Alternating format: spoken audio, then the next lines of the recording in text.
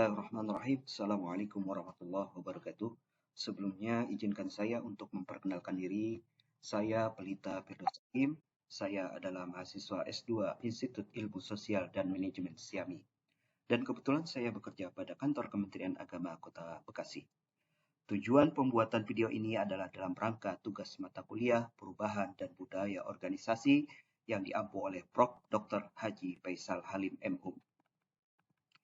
Pada awal mata kuliah disampaikan oleh Prof. Tentang filosofi perubahan, bahwasannya tidak ada perubahan tanpa perubahan. No changing without changing. Lalu disampaikan pula kisah inspiratif dalam materi kuliah tersebut, yaitu ketika Cheng Ho hendak memulai tugas sebagai pembimbing putra mahkota dinasti Ling. Bangsawan dari Wei, ia meminta nasihat kepada Chu Poyu. Kemudian Cheng Ho berkata, saya harus menangani seseorang yang memiliki watak bejat dan pembunuh.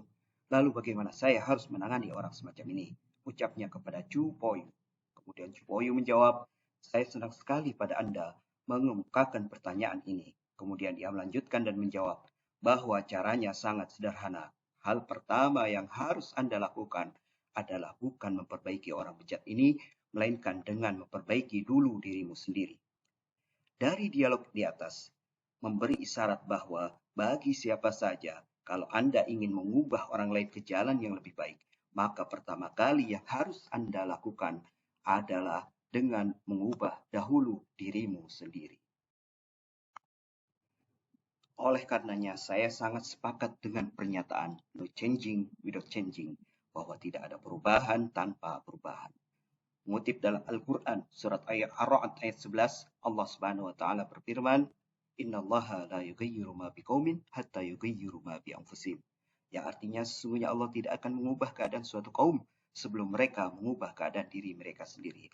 Dengan kata lain, bahwa perubahan keadaan seseorang hanya bisa dilakukan jika seseorang tersebut mau berubah. Sebagai contoh, hampir bisa dipastikan mustahil bagi seseorang yang ingin pintar, seseorang yang ingin pandai, tapi dia hanya bermalas-malasan. Tujuannya untuk menjadi pintar hanya baru bisa tercapai apabila dia mau berubah yang tadinya bermalas-malasan, lalu kemudian menjadi rajin untuk belajar. Maka tujuannya untuk menjadi pintar baru bisa tercapai. Kemudian berbicara terkait perubahan pada tempat organisasi saya bekerja, sudah dilakukan beberapa perubahan, terutama dalam rangka pelaksanaan reformasi birokrasi dan zona integritas pada kantor Kementerian Agama Kota Bekasi.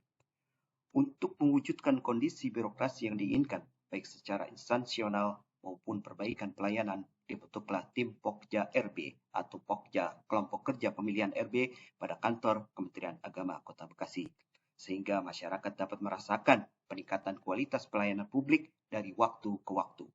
Ada 8 area perubahan atau sasaran dalam pelaksanaan RB, yaitu pertama organisasi, kemudian tata laksana, sumber daya manusia aparatur, peraturan perundang-undangan, pengawasan, akuntabilitas, pelayanan publik, dan budaya kerja aparatur. Saya dan beberapa rekan kebetulan mendapatkan tugas sebagai tim RB untuk area perubahan pelayanan publik. Kemudian langkah pertama yang kami ambil adalah dengan penyederhanaan dan kemudahan dalam hal pelayanan dengan membentuk PTSP atau pelayanan terpadu satu pintu. Pelayanan yang dilaksanakan selama ini belum mencerminkan pelaksanaan RB. Pelayanan belum memiliki SOP yang jelas dan tidak dilaksanakan dalam lingkup pelayanan terpadu satu pintu, sehingga masyarakat belum memahami betul mekanisme pelayanan dan tidak merasakan kemudahan dalam hal pelayanan pada kantor Kementerian Agama Kota Bekasi.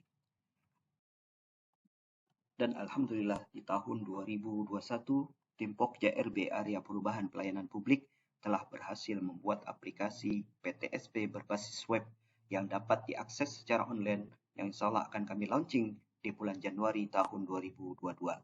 Moto pelayanan yang kami berikan pada pelayanan PTSP adalah kami siap melayani Anda dengan smart, sopan, mudah, akuntabel, ramah, dan transparan.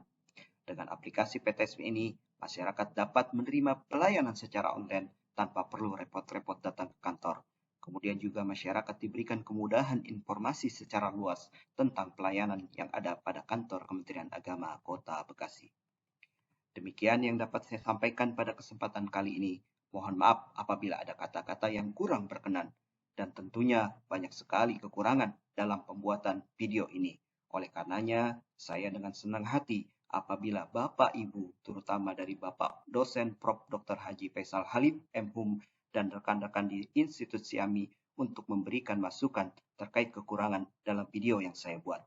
Dan terakhir, saya ingin mengucapkan terima kasih yang sebesar-besarnya kepada Prof. Dr. Haji Faisal Halim MHum atas ilmu yang bermanfaat. Saya akhiri, wassalamualaikum warahmatullahi wabarakatuh.